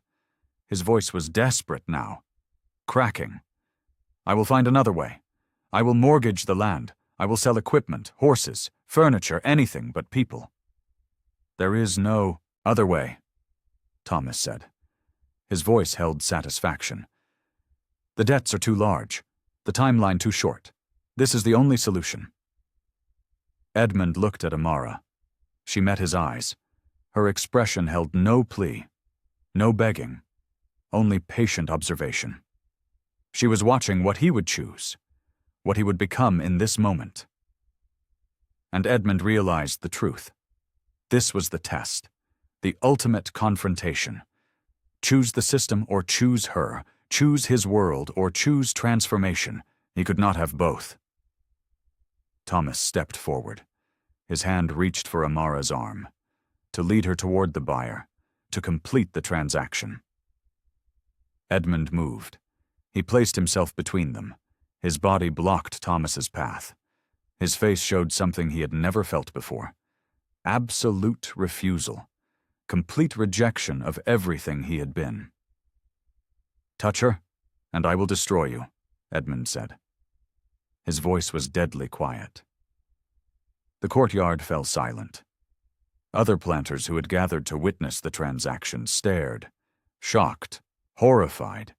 They saw Edmund's defiance, saw his choice, saw him choose a woman over order, over system, over civilization itself. "You are making a mistake," Thomas said. His voice was cold. "One you cannot undo." "I know," Edmund said, "but I choose it anyway." Thomas stepped back. He looked at Eleanor, at the other planters, at the buyer from Charleston. "He has lost his mind," Thomas said. "Someone needs to take control, restore proper order, before his madness destroys everything." The planters moved forward, surrounded Edmund, not threatening, but present, pressuring, demanding he step aside. Edmund held his ground. His body remained between them and Amara. His heart pounded, his hands shook, but his feet did not move. "Remove him," someone said. "By force if necessary. Complete the sale. The plantation requires it." Hands gripped Edmund's arms, pulled him backward. He struggled, but they were many. They were strong. They dragged him away from Amara, away from the woman he had chosen over everything else. He watched her face as they pulled him back, saw tears finally fall, saw her composure crack, saw her mouth form words he could not hear. Amara disappeared from his sight forever. 3 days passed in darkness. Edmund remained confined to his study. His mother had taken control, had signed the contracts, had completed transactions he refused to authorize. But something had changed. The other planters had seen his defiance, had witnessed his choice, and whispers spread through neighboring plantations, whispers of rebellion, of dangerous sympathy, of order collapsing. On the 4th morning, riders arrived. Not planters this time, officials from the county. They requested Edmund's presence at council gathering in town, required his testimony about household management, about concerns raised by multiple sources. Edmund dressed carefully. His coat was pressed, his boots polished. He looked like the man he had been. But inside, everything had burned away. Thomas drove the carriage. His face showed grim satisfaction. He expected Edmund to be censured, perhaps removed from land ownership, perhaps institutionalized for madness. They arrived at the courthouse. Other planters filled the hall. Edmund recognized every face. Men who had known his father, who had built their fortunes alongside his, who expected him to maintain tradition. William Pritchard stood at the front. His face was carved from stone. He called the meeting to order, laid out the charges: improper conduct, dangerous sympathies, threat to social order. "Edmund Harrow has demonstrated instability," Pritchard said. "He has questioned divine hierarchy, defended workers against proper discipline, developed inappropriate attachments. He represents danger to our entire way of life." Other men nodded, murmured agreement. They were building toward something, toward a formal condemnation that would strip him of authority, of land, of everything. Edmund stood. His legs trembled, but his voice came steady, clear. "I am guilty," Edmund said, "of every charge. I have questioned, I have defended, I have developed attachments, and I would do it all again." The room fell silent, shocked. They had expected denial, defense, not confession, not pride. "This system is wrong," Edmund continued. His voice grew stronger. "Built on cruelty, justified by lies, maintained through violence. My father believed in it. You all believe in it, but I no longer can." Pritchard's face reddened. Anger radiated from him. "You speak treason," Pritchard said. "Against law, against God, against civilization itself." "I speak truth," Edmund said. "Truth a woman with no power taught me. Truth I can no longer ignore." He pulled papers from his coat. Documents he had prepared in confinement, legal declarations, property transfers, radical proposals that would shock them all. "I hereby dissolve portions of my property system," Edmund said. "I transfer 500 acres to independent trustees. Those trustees will manage gradual manumission. They will provide resources, training, support for transition to freedom." The room erupted, shouts of outrage, demands he sit down. "Stop this madness." Someone called for restraint, for physical intervention. But Edmund kept speaking. His voice rose above the chaos. "I cannot free everyone immediately. The law prevents it. But I can create pathways, opportunities. I can use my privilege to undermine the system that gave it to me." "You will be ruined," someone shouted. "Socially destroyed. No one will trade with you. No one will speak to you. You will be utterly alone." "I know," Edmund said. His voice was quiet now, sad. "But I choose it, because remaining complicit would destroy my soul." He set the papers on the table. They lay there like accusation, like challenge, like revolution in legal script. "Any man who wishes to join me is welcome," Edmund said. "Any man who sees what I see, who feels what I feel, who cannot. Continue living as we have." Silence stretched, long, heavy. Edmund looked around the room, saw judgment, hatred, fear. No one moved. No one spoke. No one stepped forward to join his cause. He had expected this, had known he would stand alone, but the isolation still cut deep, still made his chest ache, still confirmed that transformation required absolute sacrifice. "Then I walk alone," Edmund said. He turned toward the door. Men parted, let him through. No one stopped him. No one followed. They simply watched him go, watched him leave civilization, walk away from everything his world valued. Edmund walked out completely alone. Night fell heavy. Edmund returned to the plantation. The house was dark. His mother had taken residence with neighbors, refused to stay under his roof, refused to witness his self-destruction. Thomas had vanished, taken employment elsewhere. Other workers had been sold despite Edmund's protests. The plantation felt hollow, empty, like a corpse waiting for burial. Edmund walked the empty halls.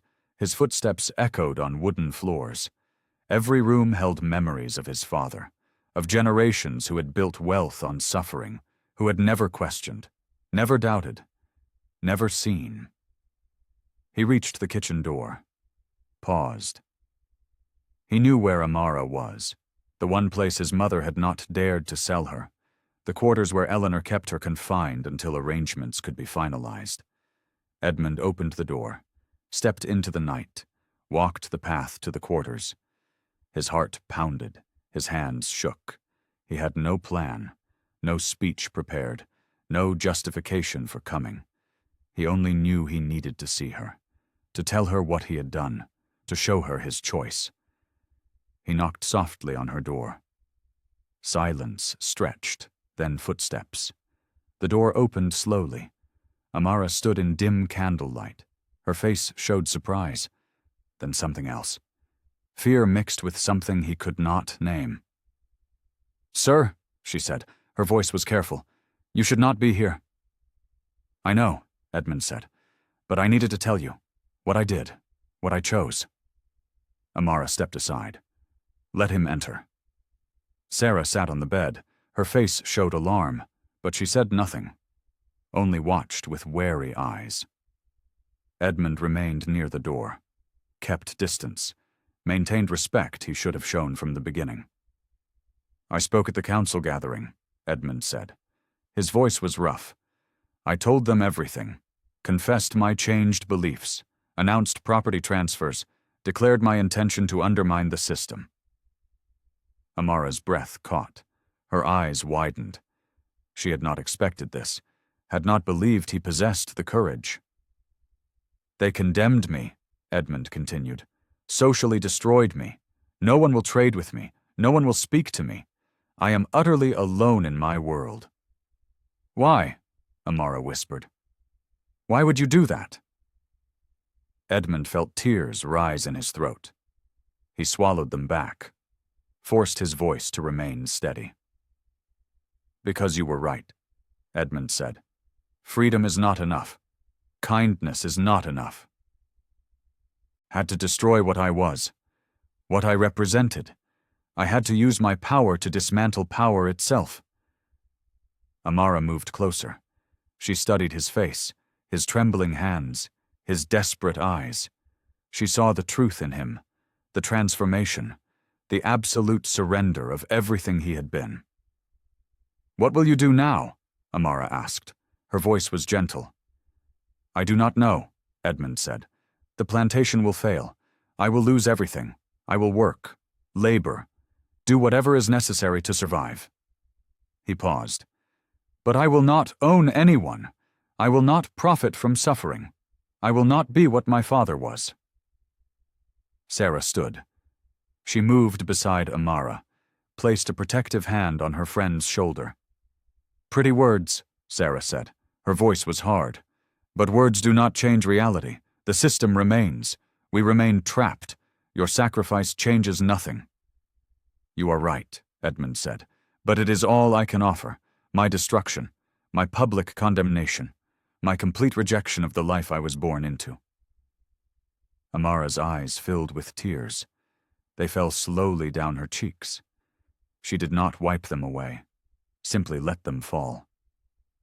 "I did not ask for this," Amara said. "Did not want you to destroy yourself for me." "I know," Edmund said, "but you showed me truth, and once seen, truth cannot be ignored. I had to act, even if my actions were insufficient, even if they changed nothing for you." His voice broke. "I had to try."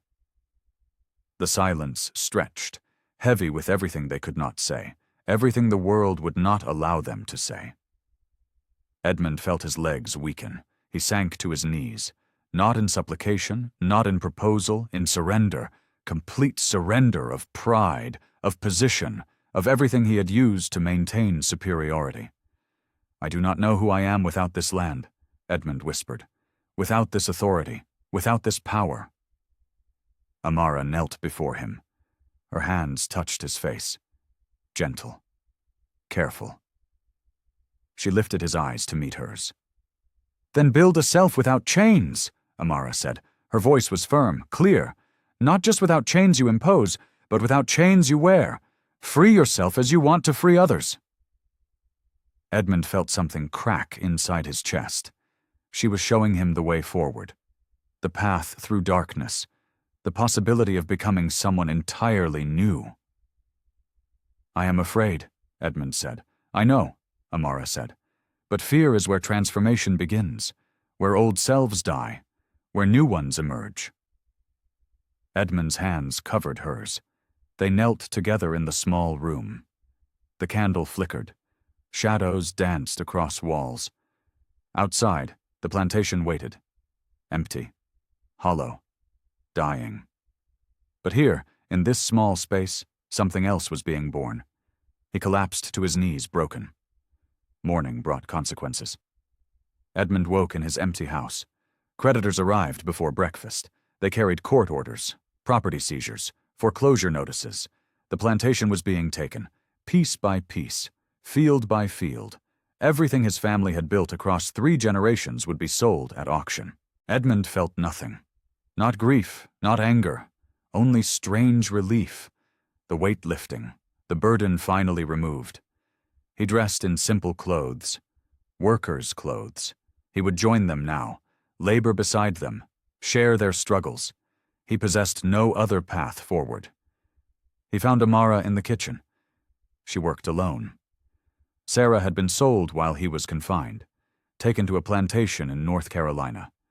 Amara's last friend, her only support. I am sorry, Edmund said, about Sarah, about everything. Amara did not look up. Her hands kneaded bread dough. Her movements were mechanical. Grief had hollowed her out, left her functioning but not living. She is gone, Amara said. Her voice was flat. Like everyone else. One by one, this system devours us all. Edmund moved beside her. He picked up the second bowl, began kneading the remaining dough. Working beside her. Equal labor. Equal burden. I am going to the courthouse today, Edmund said, to finalize property transfers, to sign over the acres I promised to trustees, to make good on my declarations. Will it matter? Amara asked. Her voice held no hope. Will anyone actually be freed? Some, Edmund said. Not all, not immediately, but pathways will exist. Legal precedents will be set. Others might follow. Others will not follow, Amara said. You know this. You are alone in your convictions. Perhaps, Edmund said, but I cannot remain silent, cannot return to complicity. I must act even if action changes nothing. They worked in silence. The bread dough formed beneath their hands. Amara's movements gradually slowed. She turned to look at him. Studied his face, his worker's clothes, his hands covered in flour. You look different, Amara said. Her voice was quiet. I feel different, Edmund said. Empty, but also lighter, as if chains I wore have finally broken. What will you do? Amara asked. When the plantation is sold, when you have nothing left. I will work, Edmund said. Find employment, labor, maybe teach. Use what I know to help others learn. I do not need wealth. I only need purpose. Amara's eyes filled with tears. But she smiled. The first genuine smile he had seen from her. It transformed her face, made her beauty impossible to ignore. You truly have changed, Amara said. Because of you, Edmund said. You forced me to see, to question, to choose differently. I did nothing, Amara said. I simply existed. You chose to notice. Edmund set down his dough. He faced her fully, maintained proper distance, but let his eyes speak what his words could not. I will arrange for your freedom, Edmund said. Legal papers, filed properly. You will be able to leave, go north, build a life away from all this. Amara's breath caught. She stepped back. Conflict crossed her face. She wanted freedom, but freedom meant leaving, meant never seeing him again, meant walking into an uncertain world alone. When? Amara asked. As soon as the courthouse approves, perhaps a week, perhaps less. Amara nodded, but her face showed grief, not joy, not relief, only grief. They returned to their work. The bread formed under their hands. Outside, creditors carried furniture from the house. dismantled the plantation piece by piece, erased the Harrow legacy stroke by stroke. That afternoon, Edmund rode to the courthouse. He carried documents, final transfers, legal declarations, everything required to formalize his promises. The clerk was cold, distant. He processed papers without eye contact, without acknowledgement. Edmund had become invisible to his former world, a ghost wandering spaces he once commanded. But the papers were filed, the transfers recorded. 500 acres moved to trustees committed to gradual manumission. 20 workers given legal pathways to eventual freedom. And one woman, one specific woman, granted immediate freedom, full legal emancipation. Papers signed and sealed and filed beyond anyone's power to revoke. Edmund tucked her freedom papers in his coat, rode back to the plantation. The sun fell low. Shadows stretched long across empty fields. He found Amara in the garden. She knelt beside the rosemary, her hands gentle in the soil, her face peaceful in evening light. "It is done," Edmund said. "You are free, legally, completely, irrevocably free." Amara stood. She looked at him, then at the papers he held, then back to his face. She did not reach for them, did not move, simply stood in the fading light. Amara watched from a safe distance. 1 year passed. The plantation was sold, divided among multiple buyers. Edmund took employment teaching at a small school. His wage was modest. His room was small, but his sleep was dreamless. He had sold everything unnecessary, given proceeds to freed workers, helped them establish small plots, modest homes, fragile independence that might grow into something stronger. He never returned to the plantation, never looked back at what he had lost, only forward toward what he might become. Autumn arrived with golden light. Edmund walked the village road. He carried books for his students, simple texts, reading primers, mathematical exercises. He heard children's voices ahead. A small group gathered under trees. A woman stood among them, teaching, her voice clear, patient. She held a slate board, drew letters, showed them how to form words. Edmund's breath caught. He recognized her posture, her grace, her gentle authority. Amara, she had stayed, not in the same town, but close enough. She had taken her freedom and used it to build something beautiful. A small school, teaching children to read, to write, to know their inherent worth. Edmund stopped at the edge of the clearing. He did not interrupt, simply watched, let himself see what she had become, what she had built from nothing. One child noticed him, pointed. Amara turned. Her eyes found his across the distance. The moment stretched. Recognition. Memory. Something deeper than either. She dismissed the children gently, sent them home with assignments, watched them scatter into the trees. Then she walked toward him. Slowly, deliberately, maintaining control even now. They stood 3 feet apart, close enough to speak, far enough to remain proper. The space between them felt vast, uncrossable, yet somehow intimate. "You teach," Edmund said. His voice was rough with emotion. "I teach," Amara said. "Free children, former slaves, anyone willing to learn. I use what you gave me. The literacy, the freedom, the possibility." "I gave you nothing," Edmund said. "You took what was always yours." Amara smiled. The expression transformed her face, made her radiant, free in ways that transcended legal papers. "You destroyed yourself," Amara said, "for principle, for truth, for the possibility that one person might make a difference." "And did I?" Edmund asked. "Did anything I did matter?" Amara gestured toward the clearing, toward the slates covered in children's writing, toward the books arranged on simple shelves. "You mattered to them," Amara said, To every child who can now read because you made my freedom possible. To every worker who found pathways because you created them. To everyone who witnessed your choice and realized change was possible. Edmund felt tears rise. He blinked them back. Failed. Let them fall. I am not the same man, Edmund said. The one who first saw you on the veranda. He died. Someone else stands here. Someone I am still learning to be.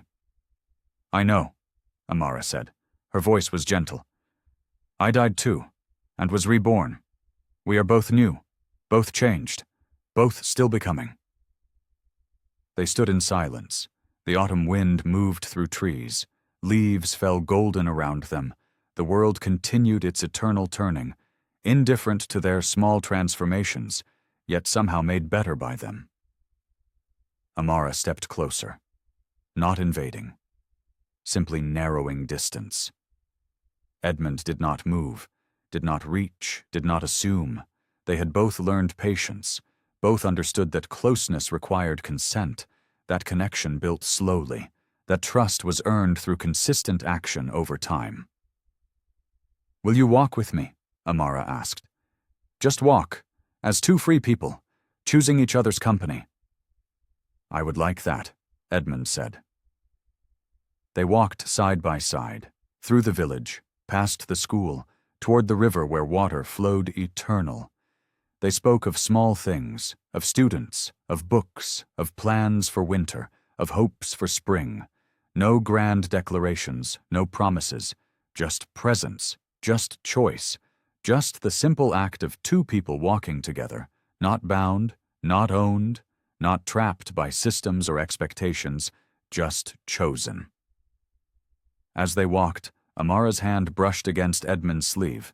Not accident, not submission, intention, clear and deliberate intention, a touch that said, I see you, I acknowledge you, I choose this moment with you. Edmund felt his breath catch, but he did not grasp, did not claim, simply walked beside her. Let the touch linger. Let it speak what words could not. They reached the river, stood together watching water flow. The sun fell lower, cast golden light across the surface, made everything shimmer, everything beautiful. Thank you, Edmund said. His voice was barely audible. For what? Amara asked. For teaching me to see, for refusing my insufficient offerings, for demanding I become someone better than I was. Amara turned to face him. Her eyes held understanding, compassion, perhaps something more, something they would explore slowly, carefully, without assumption or claim. We taught each other, Amara said. You taught me that change was possible, that even the most rigid heart could break open. That hope could survive the darkest moments. Edmund reached toward her, stopped, let his hand hover, asked silent permission. Amara's hand rose, met his, fingers intertwined. The touch was electric, gentle, mutual. We are not bound, Amara said. Not by law, not by ownership, not by anything except our choice to be here, together, in this moment. I choose this, Edmund said. So do I, Amara said. They stood together as the sun set. Two people who had destroyed themselves to be remade. Two people who had chosen transformation over comfort. Two people building something new from ruins of the old. The river flowed on, eternal, indifferent, beautiful, and they stood beside it, free, chosen, together. Her hand brushed his sleeve intentionally,